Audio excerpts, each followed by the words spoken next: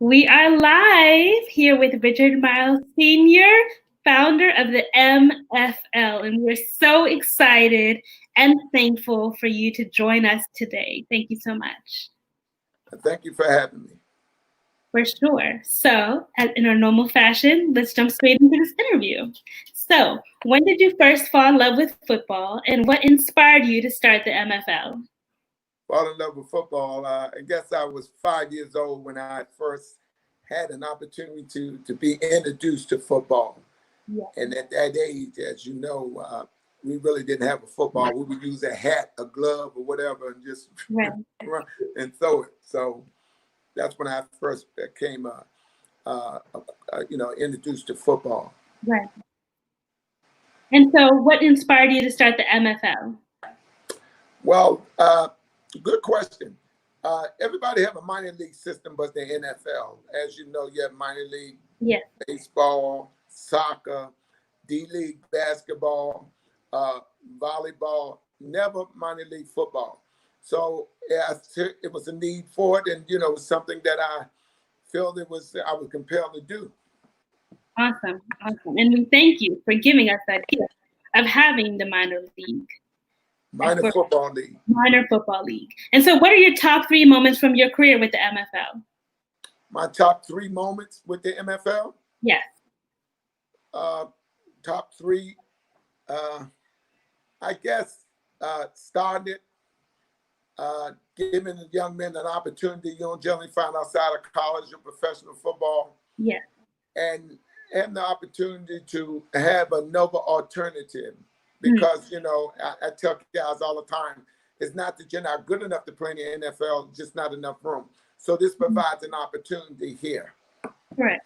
It does. And so what is the most rewarding part of founding the NFL and running it for you? What's the most, say that again, I'm sorry. What is the most rewarding part of running the MFL for you? Well, something that eluded people of color for years, ownership. The fact that I happen to own the minor football league and I can provide opportunity that you don't find, NFL level. I can hire, GMs, head coaches, dance team directors. It's a gamut of a lot of things that I have the opportunity to give these young people opportunity to do as far as internship and, marketing, PR, these types of things that generally we wouldn't have. It was always a glass ceiling on it when it comes to people of color.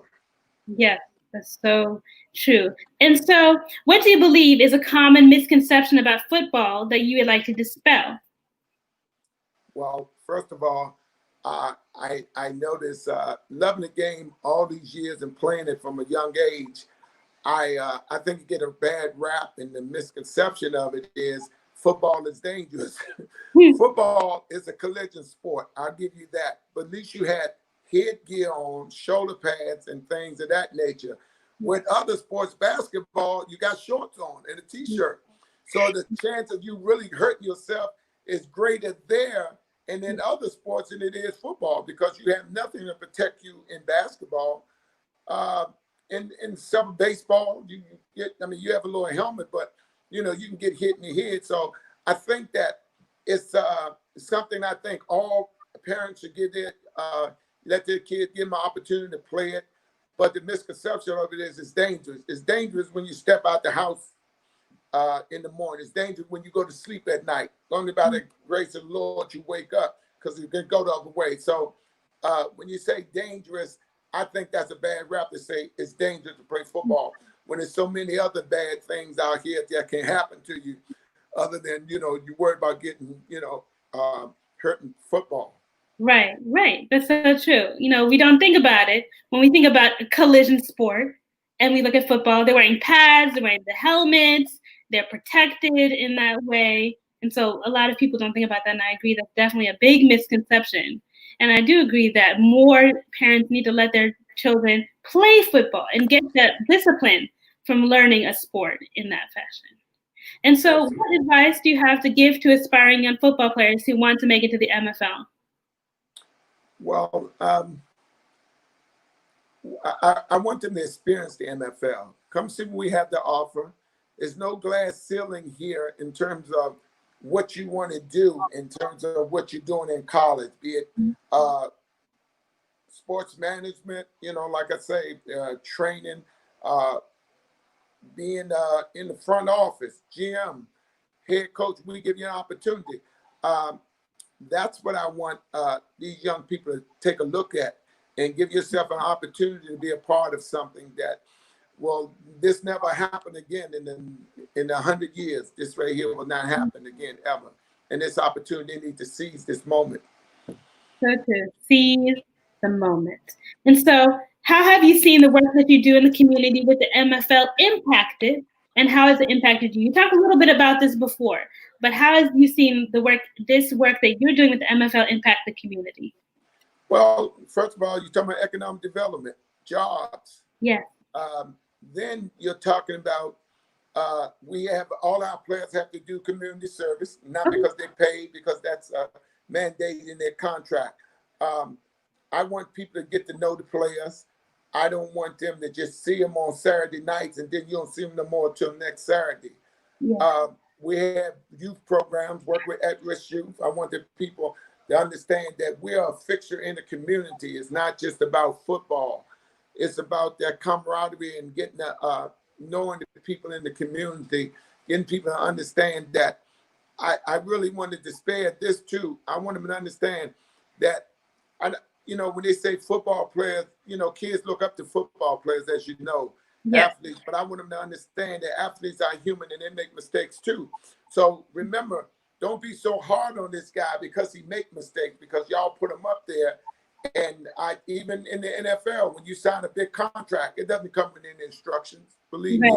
So that's what I enjoy about the MFL. We're going to make an impact in the community, and we're going to be there. So that's what I'm excited about. That is exciting. And so who are some of your football heroes, and who inspires you today in the MFL? Well, who inspired me? Me. I think because I feel I'm unique and as with everybody else, but I don't think I ever looked up to anybody other than myself, because that comes with disappointments and stuff. So I know me, and I don't have to pretend to be something that I'm not. So right. I always tell people, look up to yourself or your family member, your father, your mother, because these are people, even